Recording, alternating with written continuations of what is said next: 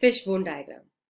Now, when I talk about fishbone, this is a very important approach which is considered by many researchers to be the founder and the first promoter of the fishbone diagram or cause and effect diagram or the root cause analysis, the concept of quality control circles.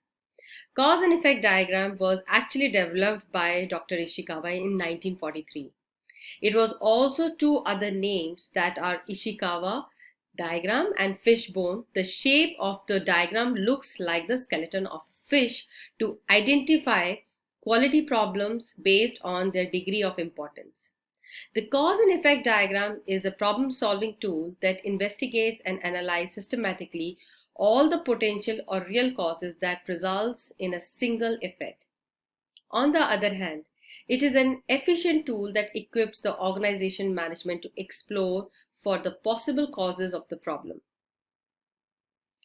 This diagram can actually provide the problem solving efforts by gathering and organizing the possible causes, reaching a common understanding of the problem, exposing gaps in existing knowledge, ranking the most probable cause, and studying each cause.